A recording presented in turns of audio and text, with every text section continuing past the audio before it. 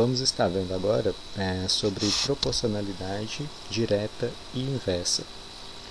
É muito importante que você saiba diferenciar grandezas que são diretamente proporcional e inversamente proporcional, pois cada uma vai ter um cálculo próprio, e se a gente confundir grandeza direta com grandeza inversa e vice-versa, a gente acaba errando a questão. Mas antes, vamos entender o que é grandeza. Grandeza é tudo aquilo que pode ser contado, medido, pesado.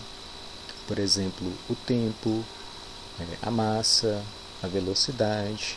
Então, tudo isso são grandezas.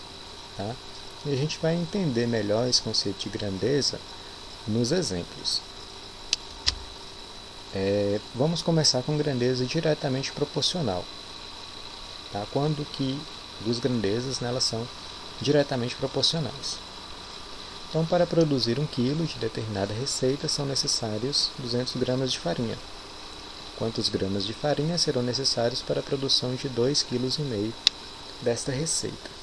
Então, aqui a gente já identificou uma grandeza, que é a receita, e identificamos a outra grandeza, que é a quantidade de farinha.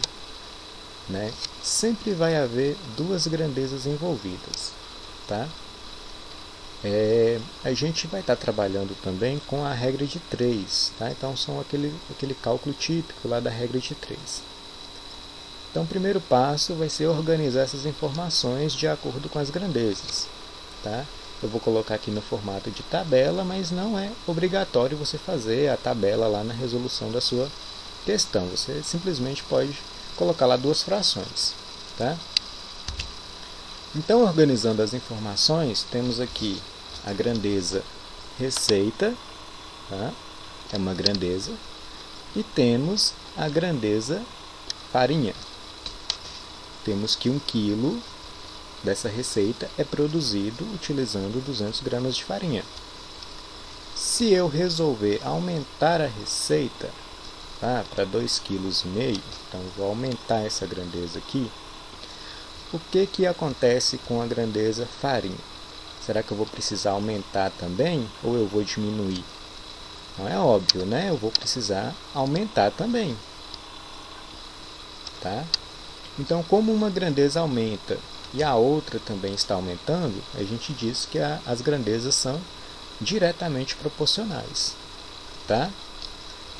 O oposto também seria válido. Se eu diminuísse e aqui a outra grandeza também diminuísse, também continuaria sendo diretamente proporcional. Então, o comportamento que uma grandeza tem, se a outra grandeza tiver o mesmo comportamento, então será diretamente proporcional. Nesse caso, é só aplicar a regra de 3 normalmente. Vamos multiplicar aqui o 2,5 vezes 200. Então, é só a gente pensar em 200 duas vezes e meia. 200 duas vezes vai dar 400. Mais meia vez, que é igual a 100, totaliza 500. Então, temos aí o número 500. Depois, a gente sabe que a gente tem que pegar o resultado e dividir pelo terceiro termo ali, que é por 1. Ou seja, vai continuar o número 500. Então, o que esse 500 representa? É o valor de x aqui, ou seja, serão necessários 500 gramas de farinha para a produção de 2,5 kg da citada receita. Então, esse é um exemplo de grandeza diretamente proporcional. Só isso que a gente tem que fazer. Vamos ver agora quando é que duas grandezas são inversamente proporcionais e o que a gente tem que fazer para poder resolver a questão. Vamos lá. Viajando a 80 km por hora, olha só, grandeza velocidade, um automóvel percorre uma determinada distância em 30 minutos. Tempo, já identificamos as duas grandezas. Lembra que eu falei? Sempre vai haver duas grandezas. Então, aqui a gente tem velocidade e a gente tem também o tempo.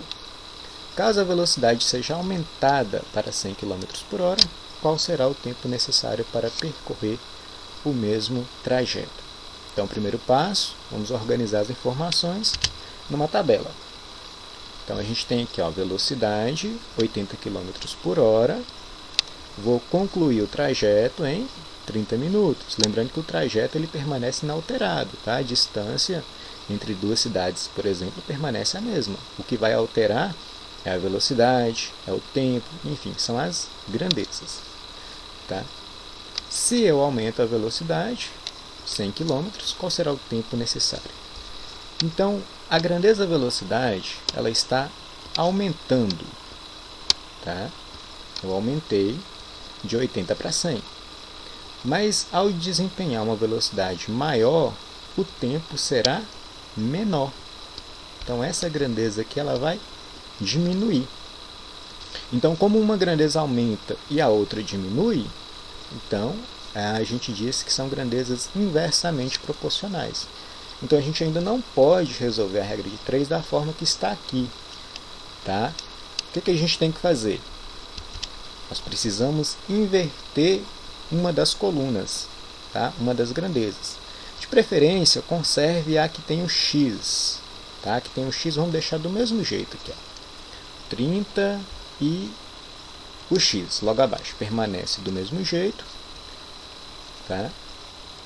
A outra grandeza, que é a velocidade, foi alterada. Veja que na primeira aqui é o 80 que está na parte de cima e o 100 na parte de baixo. Então aqui ocorreu a troca, o 100 foi para cima e o 80 foi para baixo. Então toda vez que você identificar que você está lidando com grandezas inversamente proporcionais, você tem que fazer essa troca antes de efetuar aí a regra de 3. Tá? Então a gente não vai estar resolvendo essa daqui, vamos estar resolvendo essa segunda aqui, tá? Essa segunda tabela. Então agora sim, podemos aplicar a regra de 3. Né? Temos que aí 80 vezes 30, vamos ter 2.400. 2.400. Então a gente pega esse resultado e vai dividir por 100. Vamos dividir por 100. Então, eliminando os zeros, teremos aí 24 dividido por 1, que será igual a 24.